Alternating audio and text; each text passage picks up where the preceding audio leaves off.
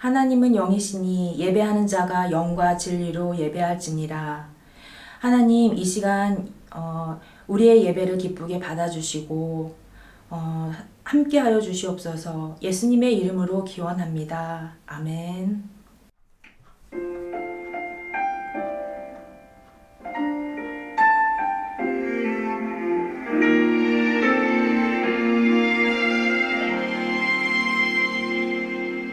나는 하나님을 예배하는 예배자입니다.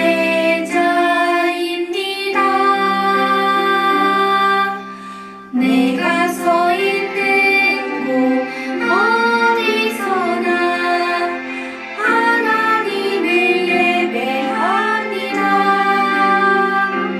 내 영혼 거룩한 은혜를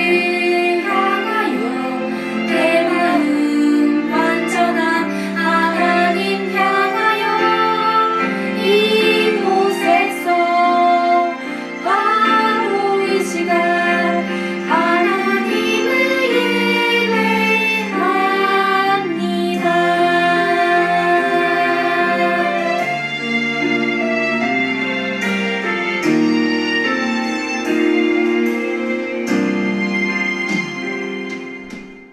주 예수 그리스도 나의 주님, 나의 하나님을 찬양하고 경배합니다.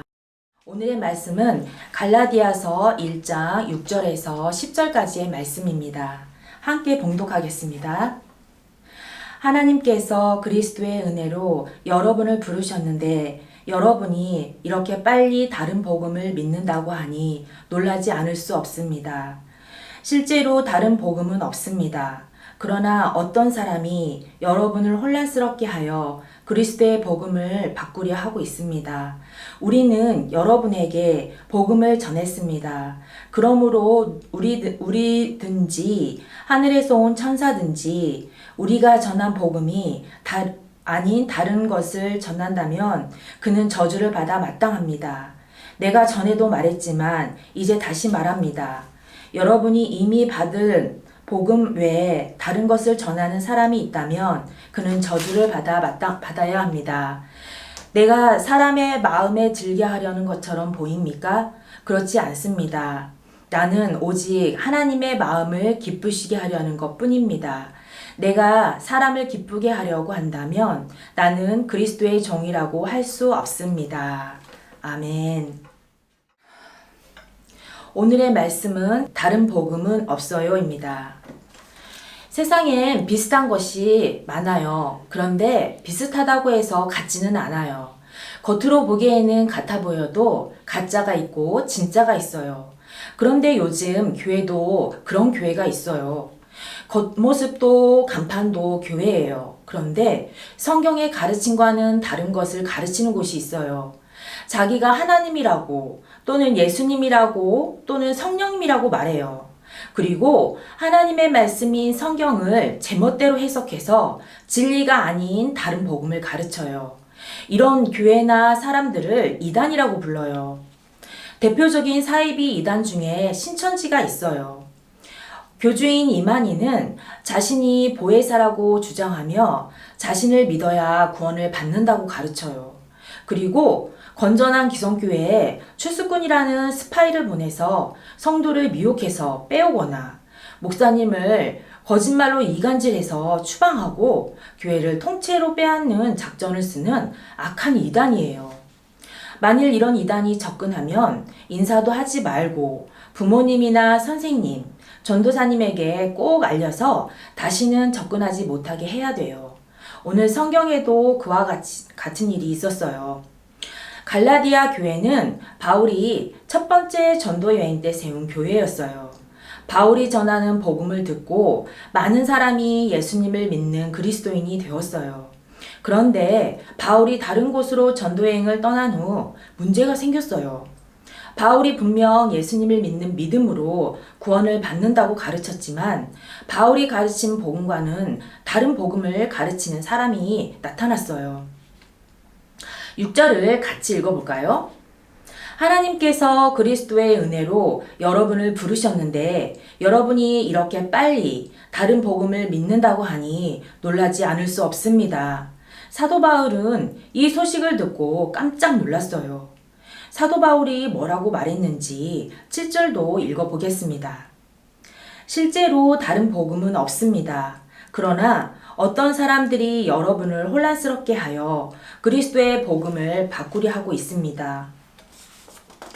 사도 바울은 예수님을 구주로 믿음으로 구원을 받는다고 열심히 가르쳤는데 갈라디아 교회의 율법주의자들이 들어와 믿음만으로는 부족하니 율법을 지켜야만 구원을 받는다라고 하면서 행함으로 구원을 받을 수 있다고 가르쳤어요.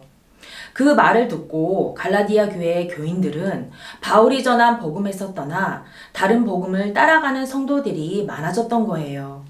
구원은 오직 예수님을 믿음으로 얻을 수 있는 선물인데 복음을 잘못 가르치는 이단들을 바울은 보고만 있을 수가 없었어요. 그래서 바울은 단호하게 가르쳤어요.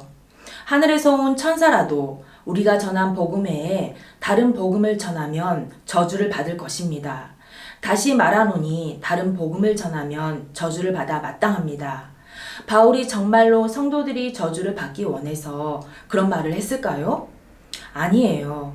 복음은 우리의 구원과 관련된 너무나 중요한 문제이기에 거짓 복음을 전하면 무서운 형벌을 받게 된다고 강하게 가르친 거예요. 율법을 지켜서 구원을 얻는 것이라면 하나님의 아들이신 예수님이 왜 인간이 되어 이 땅에 오셔서 십자가에 못 박히셨겠어요? 예수님께서 우리를 구원하시기 위해 우리 죄를 대신해서 십자가에서 못 박혀 죽으시고 3일 만에 다시 살아나셨다라는 사실을 믿으면 구원을 선물로 받게 되는 것이 바로 복음이에요. 다른 복음은 다 거짓말이에요. 바울은 이 복음을 사람들에게서 받은 것도 아니고 스스로 배운 것도 아니고 오직 예수님께로부터 받은 것이라고 말했어요.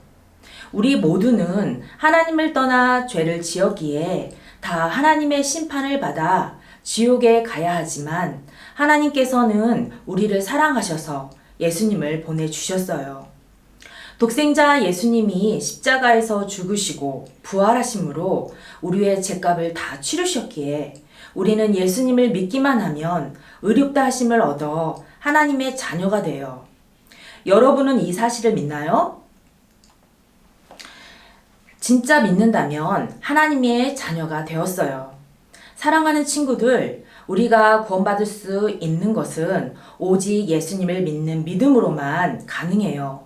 그러나 지금도 다른 복음이 있다고 우리를 유혹하는 사람들이 있어요. 예수님을 믿지 않아도 다른 방법으로도 구원을 받을 수 있다고 말이에요. 그러나 예수님을 믿음으로 구원받는 것 외에 다른 복음은 절대 없어요. 갈라디아서 1장 4절에 복음의 말씀을 함께 읽어보겠습니다.